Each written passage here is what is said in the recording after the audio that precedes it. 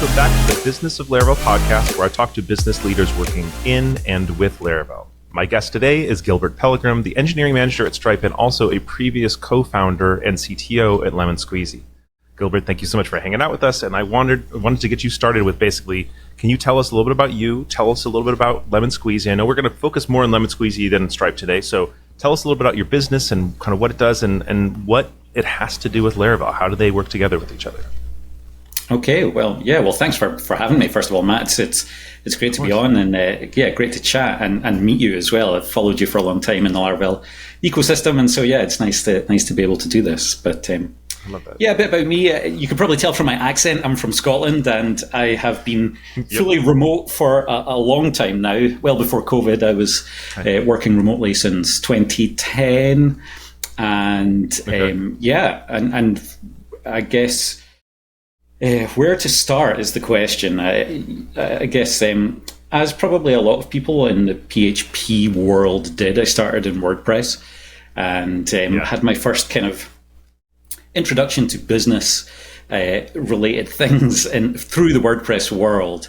And back in, 2010, 2011, 2012 maybe, I teamed up with Orman Clark, who many people will probably know. He's an amazing designer. And he, at the time, was running a WordPress theme company and said, I want to build a SaaS. I want to build what became a kind of portfolio builder. And at the time, I was just kind of like digging into Laravel, right? So it was like Laravel 3, I want to say. It was quite early on. It was going back, and I was digging into that, and people were starting to rave about it. It was really kind of coming onto the scene.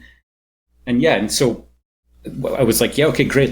I'll learn Laravel. We'll build a SaaS, and that's what we did. And that kind of kicked it all off. And then in the years in between, I've built many side SaaSes, micro SaaSes for other people, all using Laravel.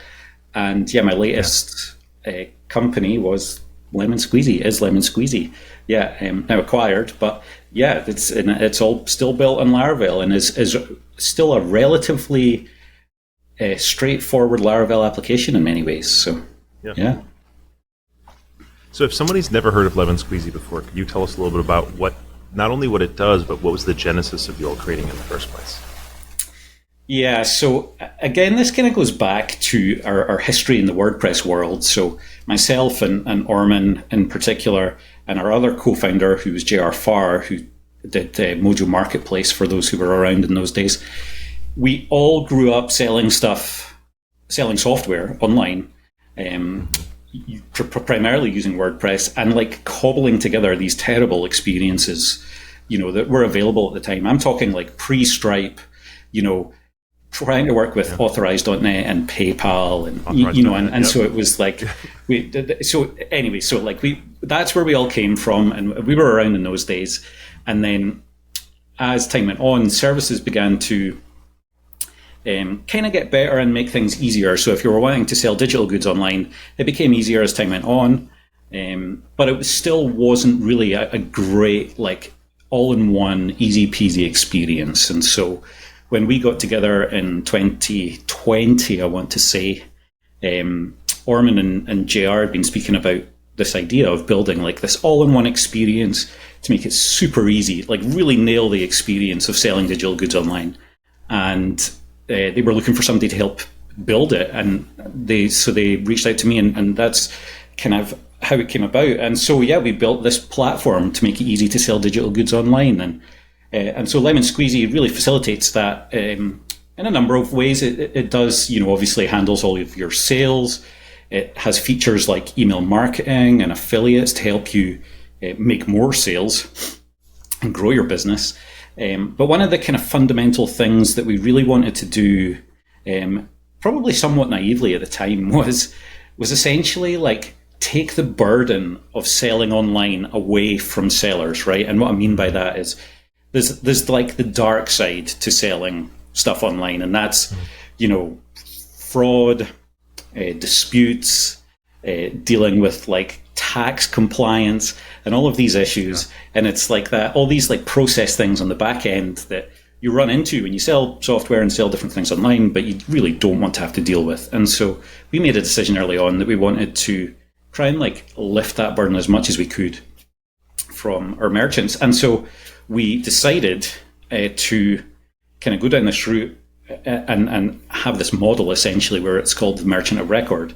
And this became like a kind of cornerstone piece for Lemon Squeezy, where we essentially sell things on your behalf so that you don't have to worry about things like disputes and global sales tax compliance and all these things, right? You just sign up, you sell your stuff. We deal with all of that, the unfun, unsexy part of selling stuff online, and then you just get paid at the end of the day, right? And so it was all part of our easy peasy mantra, and it really was a first principles thing. We really did try to stick to that whole, how do we make this whole experience easy peasy for people, and yeah, so that's how Lemon Squeezy came about. I love it. And I heard about Lemon Squeezy because I know a lot of people who build their own, software platforms or whatever to sell products and sell courses. And each of them at some point came and said, oh my God, dealing with VAT, dealing with taxes, dealing with chargebacks, all this stuff, it's so miserable. I wish there was a platform. And there's platforms that are attempting to be all-in-one course creator platforms or all-in-one whatever platforms. But if you wanted to build your own thing, there's no intermediate, right? And they came along, they said, well, Lemon Squeezy, it's like Stripe, but it handles that for you. It handles this for you. It handles that for you. And later I learned about all the merchant of record stuff. But at first the pitch was just like, it's like Stripe, but you don't have to deal with all of the mess. So that makes a ton of sense.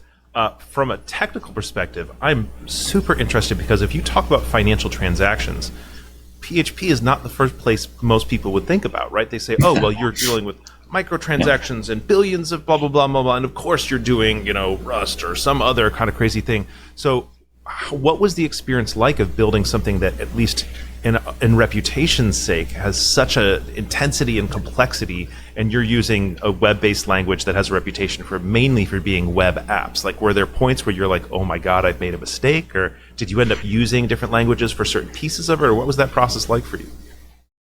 Yeah, so it's a good question, this. So essentially we just stand on the shoulders of giants, right? I mean, that's essentially how these things go. There's like Taylor, and he built the Laravel framework, and that gave it out of the box, gave us like all these things that we needed, like authentication and queues and caching and CSRF protection, and and Laravel, I mean, really is like out of the box, provides so much. It deserves the status that it has, right? And then we used, from the financial side of things, we wanted to focus more on the consumer experience and the merchant experience without getting too deep into the actual financial weeds of it all, right? And so we basically leaned on Stripe and PayPal primarily to provide all of the the payment functionality, the PCI compliance stuff.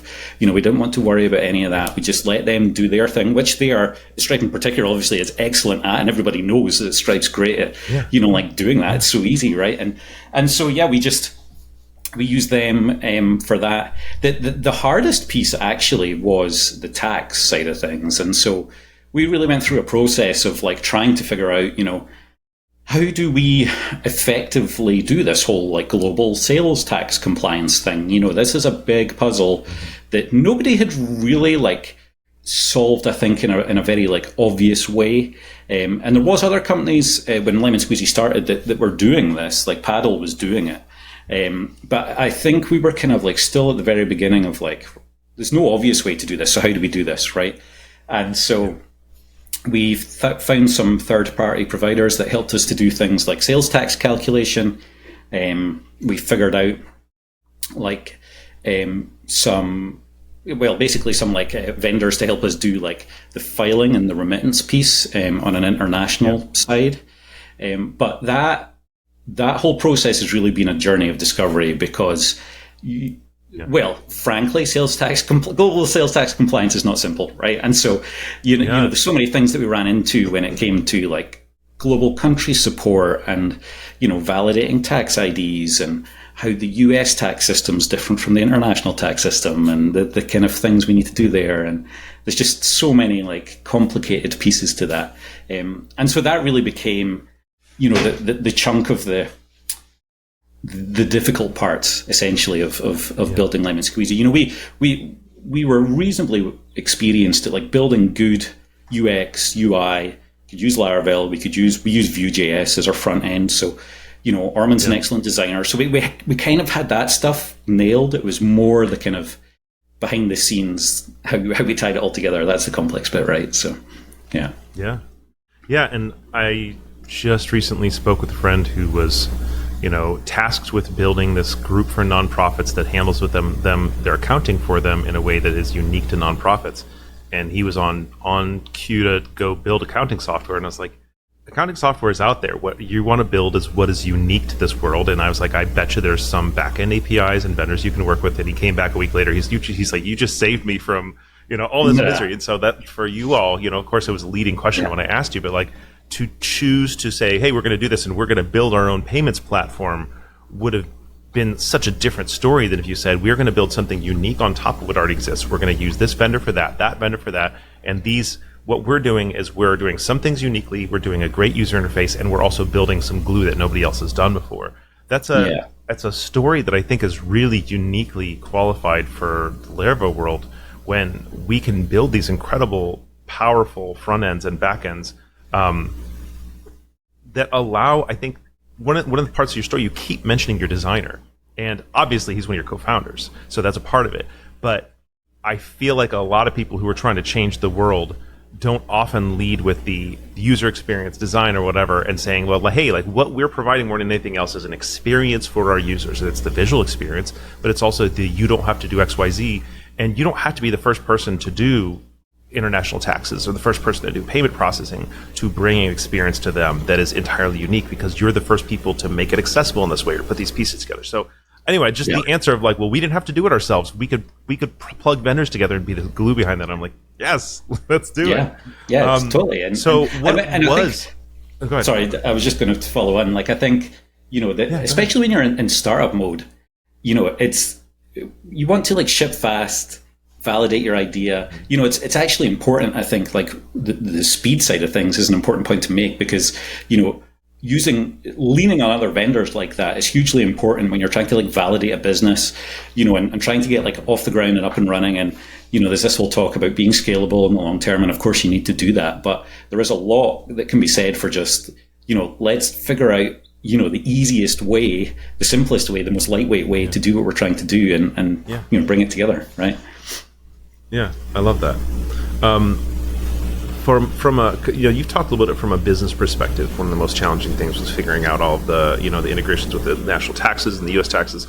Was there any particular technical challenge where you're like, from a coding perspective, this is the one that really just kind of blew my brain and was the hardest for me to fit? Or was most of it stuff that was pretty easy for you to figure out? I think the kind of funny answer to this question is that Laravel really makes it pretty easy. It really does. Like there's so many technical challenges that would have been a nightmare, if we didn't just get it out of the box with Laravel, right? I think, a big one for us is we rely a lot on queue jobs because, obviously there's a lot of stuff that happens kind of behind the scenes, when you're fulfilling orders or, sending out emails in bulk and all sorts of stuff, right? So there's loads of stuff that goes on behind the scenes. And having a system that's just set up just to make it like dead easy to kind of like implement that really makes it simple, right? It did make it very easy for us. And so we didn't really run into like any like massive technical challenges.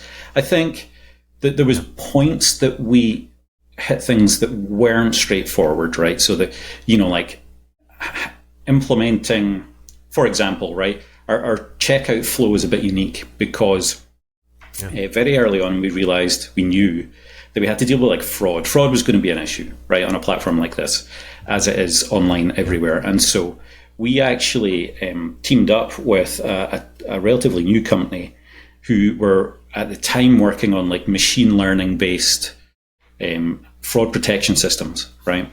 And it would be a bit like if you think about like Stripe has a product called Radar, which does a similar kind of thing, but this was like not just for payments, this was across our whole platform. And because of that, we have to like separate the payment process.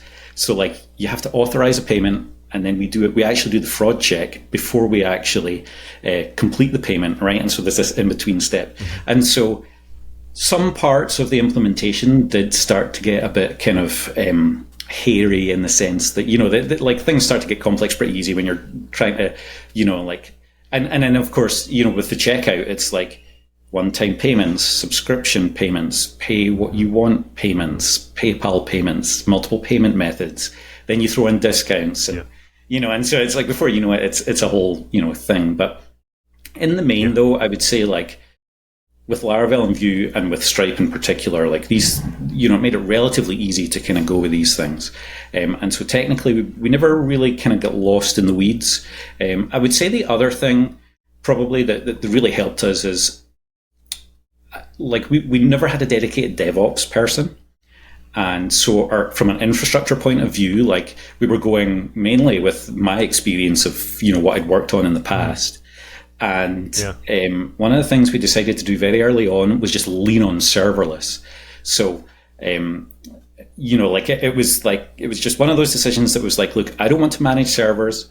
In my last job, I'd worked on SpinUp WP, which is like a managed, it's like a cloud portal for managing WordPress hosting, right? And so, like, I know what's involved in managing servers, and I was like, I don't want to do that. Like, I just want to, I just don't want it, right? And so we decided it very early on, and Laravel Vapor, of course, and this is the other thing about Laravel, right, is the ecosystem, right? And Laravel Vapor probably hadn't long been around at the point where we launched, and we were like, well, let's just use Vapor. It's serverless, it's scalable. Yeah. We used serverless for our database, and it's still on that architect, it's still on that infrastructure, right? It's still in the same thing, and it's done us pretty well. And we're maybe getting to the stage where, we've scaled enough now that we might need to kind of move on to some dedicated hardware. But for the journey we've been on, it's been excellent, and that's, in hindsight, that's been a great decision for us. Oh, I'd love to hear that. And it's great because people don't often think about the fact that you can choose something today that might not be what you need 5 years down the road, but it's going to get you there, And I mean, talk about a success. I mean, again, we're not going to talk about the acquisition, but being acquired by Stripe is a pretty significant measure of success, and the fact that you're now still running the product, and so you have a successful product and an acquisition story. I would say that's a success, and the success on the back of, I mean, how big has the team gotten at this point? How many developers? The team was like 18, I want to say, at the point where we were acquired. So that was back in the summer of this year. And it's still roughly the same size. We've expanded our support capabilities, and we've expanded some of our, like, technical support and engineering as well. But in the main, it's still, roughly the same group of people. We're still doing a lot of the same things, just within Stripe now, and we're still working on the product, still shipping features, and still doing a lot of the same things. So a team of 18 with a successful business that can support that many people, and the acquisition by Stripe.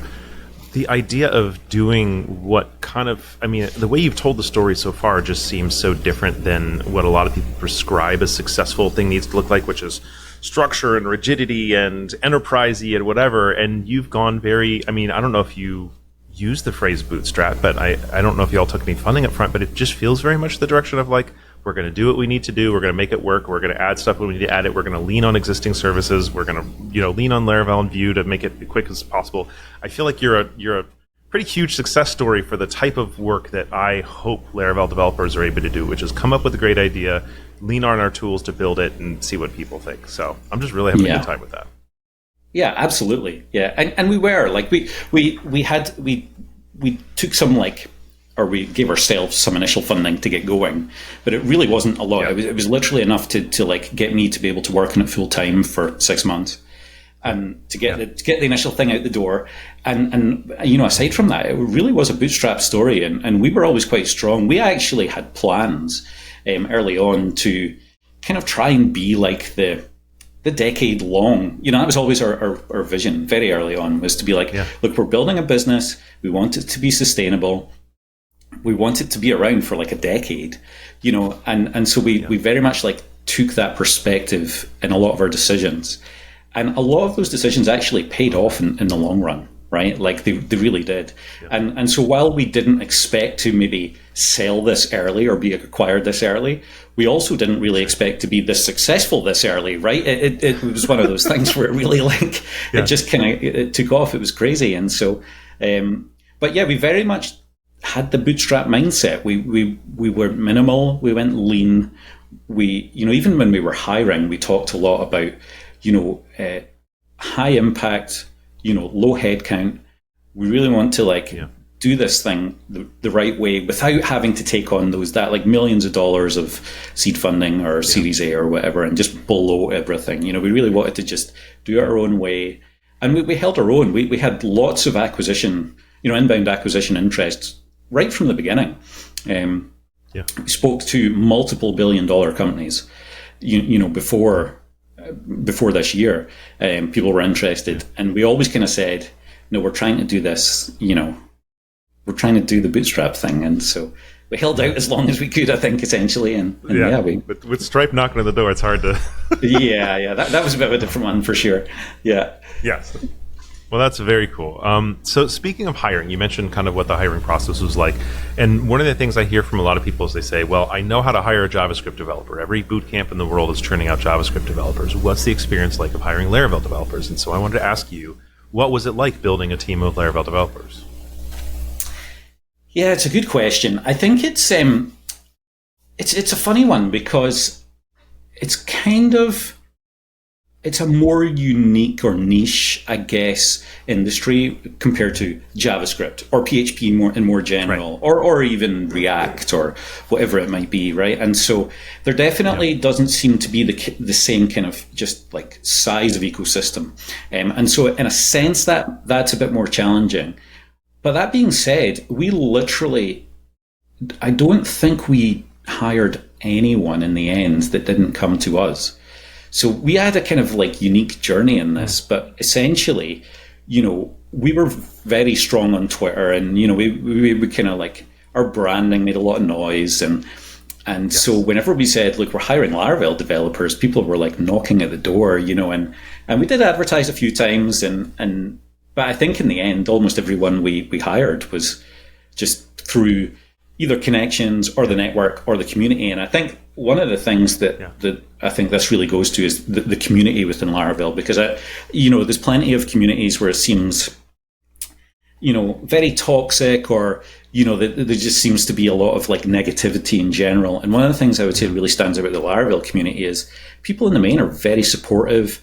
They seem to be very positive. They're kind of like-minded builders, and they tend to kind of like look out for each other, which I think is great, And so like an example was like Claudio Decker, who worked at Laravel. Like he came and worked for us for a while, and it was great because he helped us with inertia stuff, which he's helped build, and then Boris Lepkin came and worked for us, and he is a contributor for inertia as well and stuff. And so, it was great because like it just felt very much like the community was supporting us. And so when we were hiring, people came and were like, yeah, let's try and do this. And I think, to be fair, I think the brand helped a lot as well. But because I think people thought it was cool. It was an exciting thing, and it was, it was interesting to work in an interesting space. So, yeah. Yeah. Yeah, and I mean, you say the brand, and I think it's both. It's certainly the idea that you all were doing something that's really new and really unique. And also, I hate to say it, but like, it just looked fun. Like you guys you had great marketing, you had great energy, you had a great social presence. I mean, and there's something to say about a place where someone says, hey, that's something I'm excited to be a part of. If I can be attached to that cool and exciting thing, that would be fun for me, Absolutely. Yeah. And I think that was a reflection on, I think just our culture in general. I think, it was. We tried to, I would say this, I would say like ourselves as co-founders, because I do kind of feel like culture tends to trickle down from the top inevitably, right? And I think ourselves as co-founders, we are pretty like chilled out. We're reasonably laid back.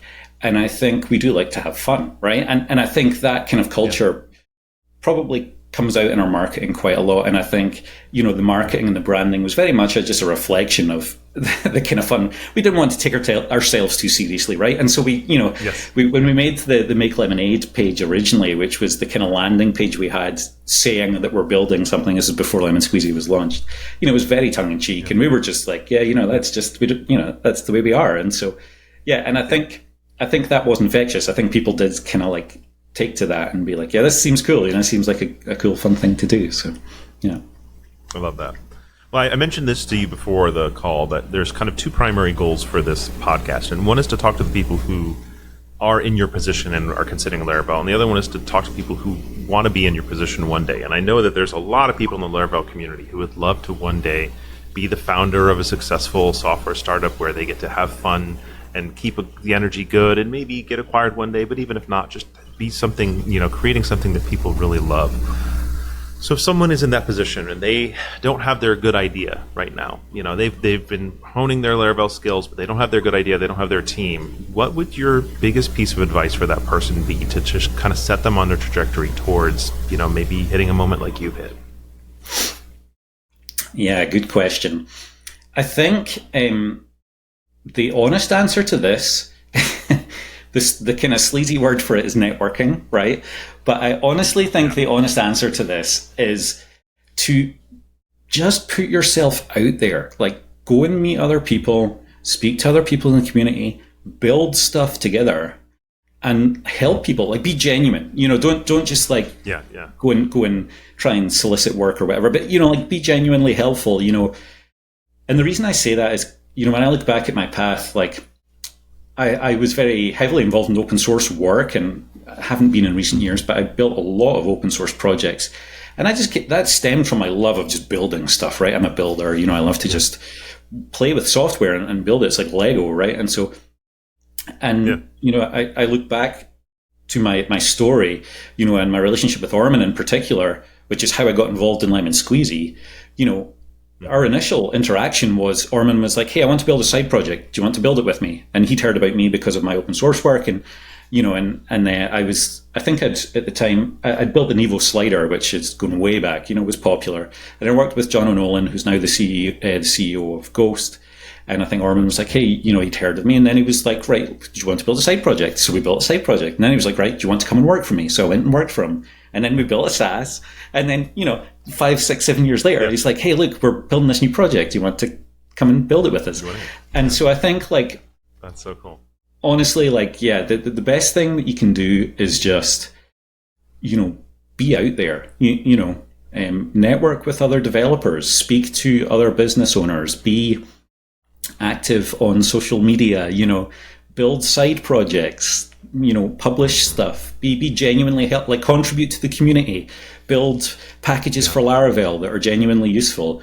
And, when I look back over the years, not just for my own story, but for others, I think about people we've hired and, people we've come across and people we've worked with, it's almost always been people who have been contributing in some way or helped us in some way or did something for us in some way. And so, that would be my biggest bit of advice for sure.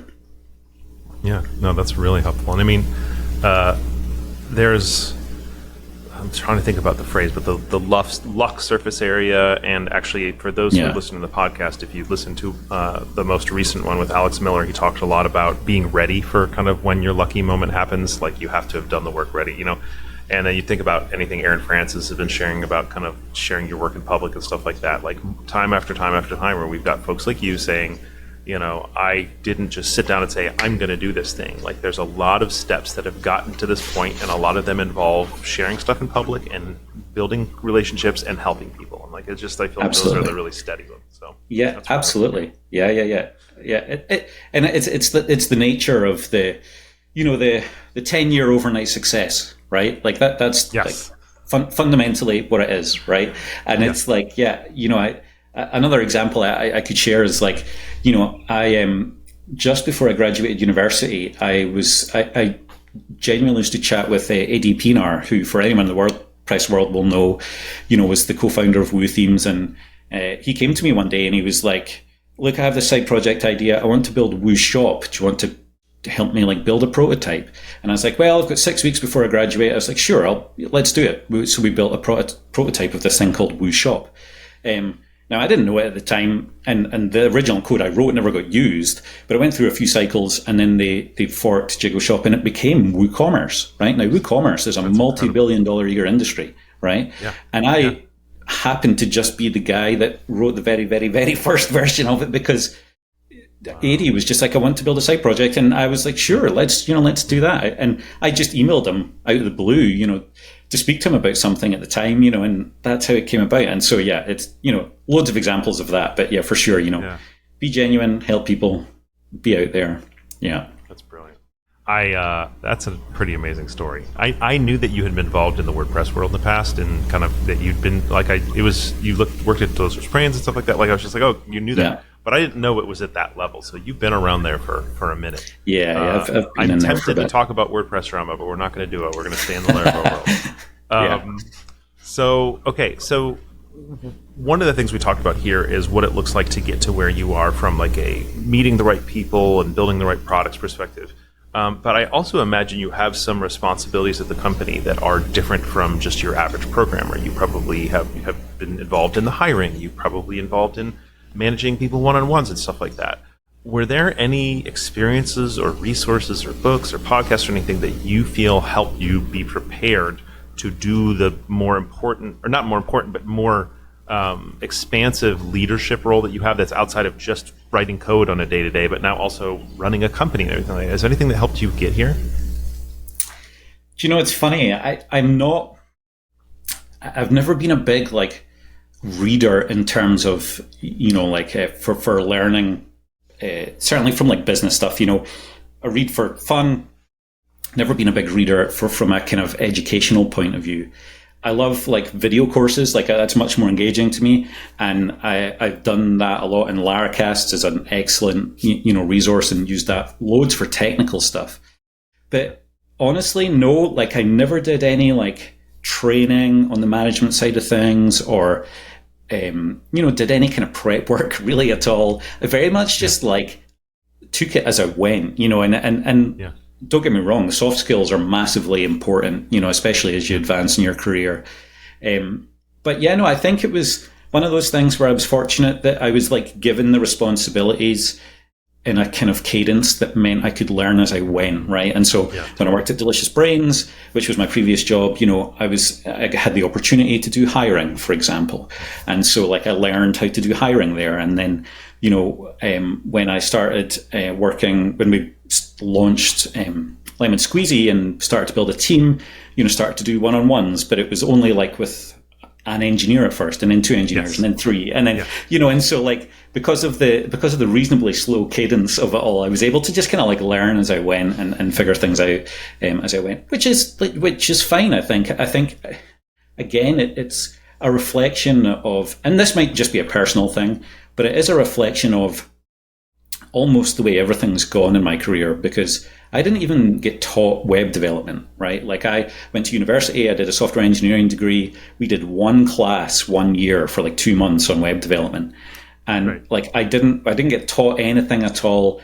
And I started doing web development on the side as a hobby when I was at university, and that taught myself web development, right? And I think the internet is such an opportunity, I think, particularly in web development, to be able to just do that, just learn it yourself, learn it as you go and find resources and go and figure it out and just do it. And I think my whole journey's been very like that. And so I think, it was the same with management for me. It was just opportunities arose and came up, and I just kind of winged it, essentially.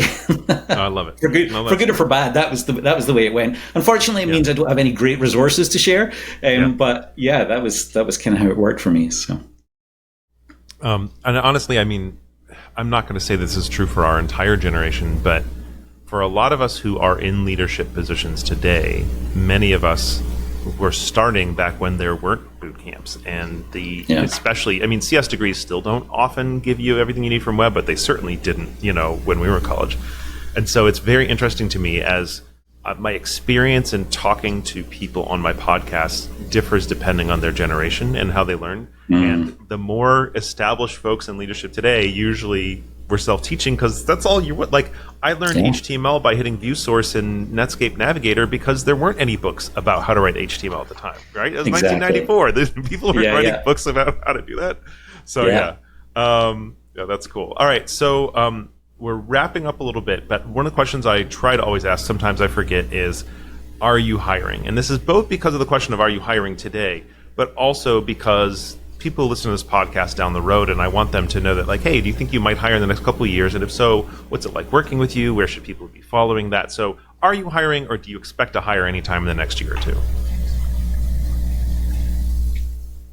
So it's a funny question because we're in an interesting spot, obviously, having been acquired, but we are actually looking for maybe a Laravel developer to kind of come and help us out for a bit. So there is one spot open at the moment. So if you're Laravel's your thing and you want to maybe come and technically you'd be working for Stripe and not Lemon Squeezy, but if you fancy going through the interview process and then having a crack at it, then we actually do have a spot open at the moment. So let me know. That's very fun.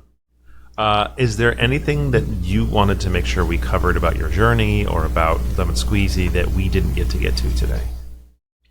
No, I don't think so. No, I think I'm happy to just go with the flow and chat about whatever seems interesting. Like I think it's funny, you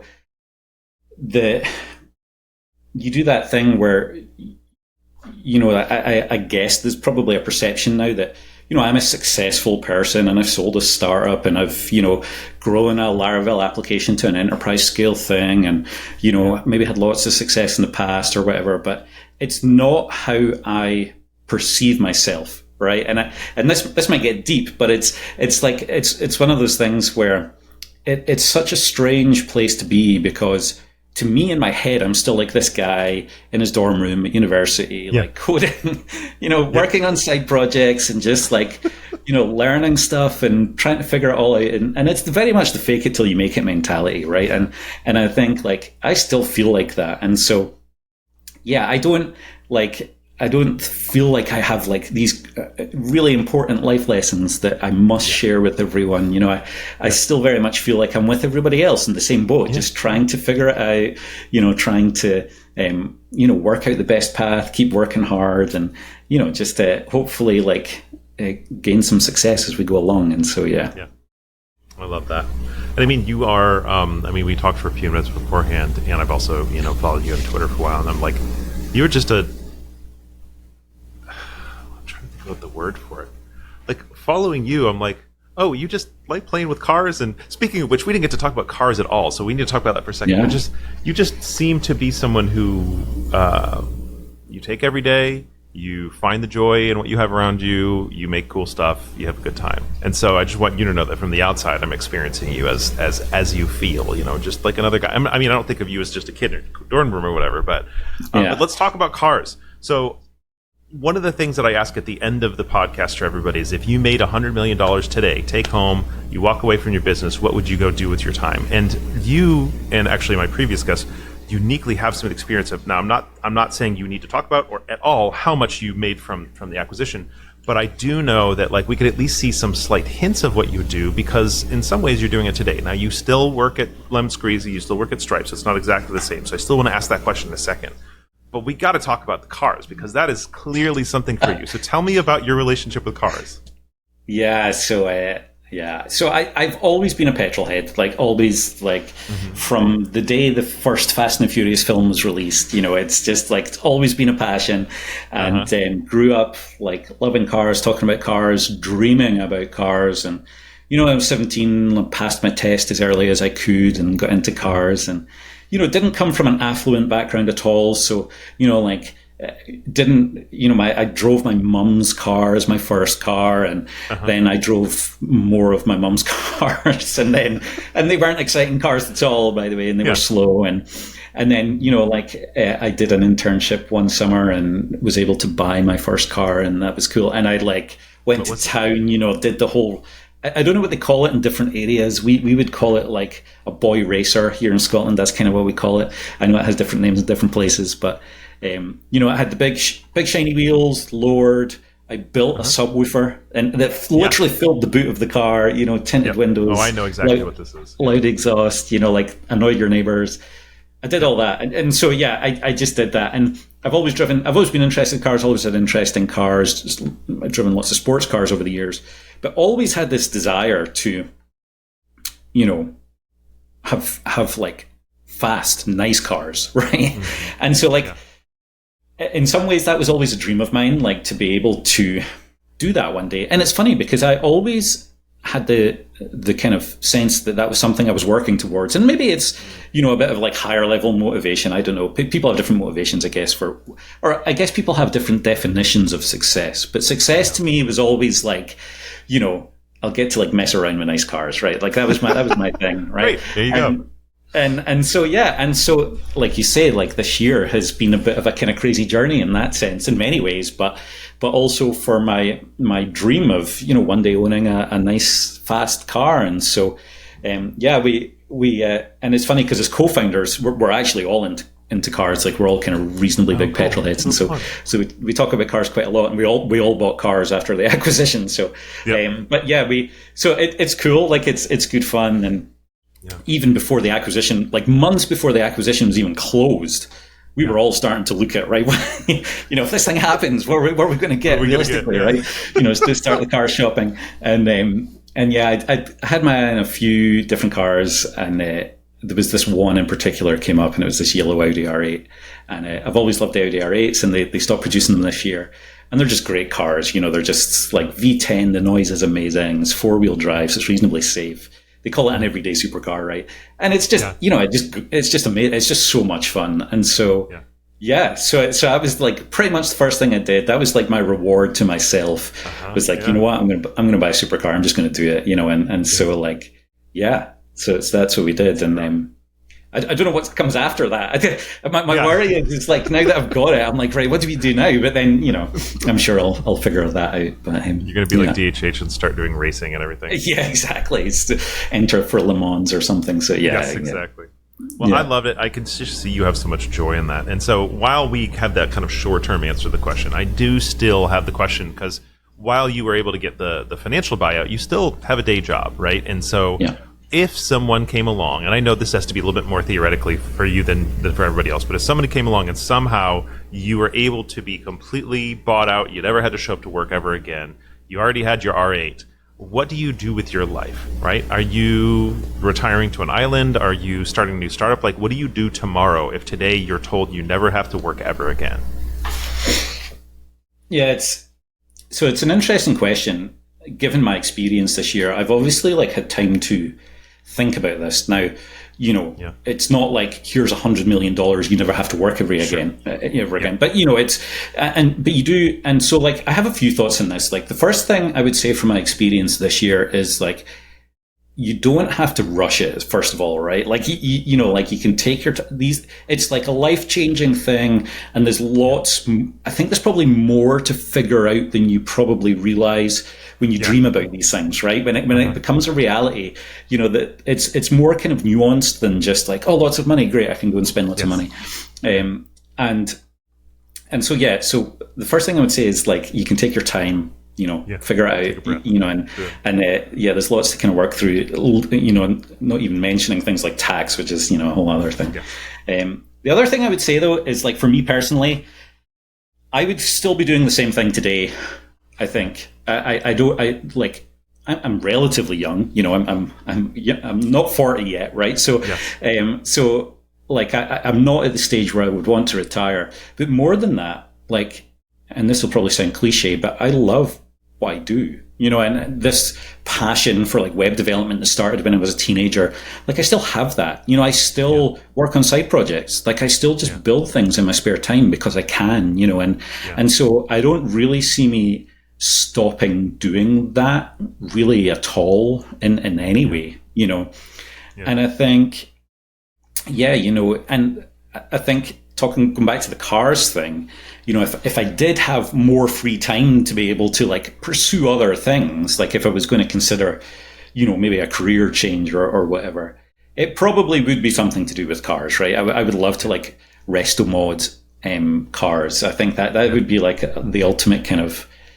semi-retirement, enjoyable hobby stroke business goal would be, take old cars, restore them, and but just have that, like those cars where they have like modern chassis and modern engines, but it's the old car on top, and just drive beautiful cars and do that. So that would probably be my thing. Yeah, I love that. I don't want to put his information on blast because I don't know how public this is, but another person I know who has had a similar kind of buyout experience is just, that's literally what he's doing. He took an old Jeep and he's just bit by bit been restoring it, and I'm just like, that looks really nice. And my dad, in his retirement, he's a ham radio guy, and he buys and restores old ham radio equipment and sells it. Oh, really? Wow. And I'm like, I'm sure he's making a little bit of money doing it, but it's because it's what he loves. And if you tell him he can spend all day working on radio innards, and he goes, great, sign me up. So that's very cool for you for the cars. Yeah. And I think that was... No, go ahead. Oh, sorry. No, I was just going to say, I think that is probably ultimately the short answer to the question, which is like, find something you love doing and then do that, right? It doesn't matter if you get paid for it or not. You just, do it because you enjoy it. Yeah. Yeah. So that was it for all my formal questions. I already asked if there's anything else you want to talk about. When I give you one last moment, is there anything you want to plug or share? People should sign up for this or try that, donate to that, visit that, or do you feel like we covered everything that's on your plate right now? Yeah, no, I think I think that's everything. Like, I don't have anything like top of mind that I'm like, oh, you need to definitely go and check this out.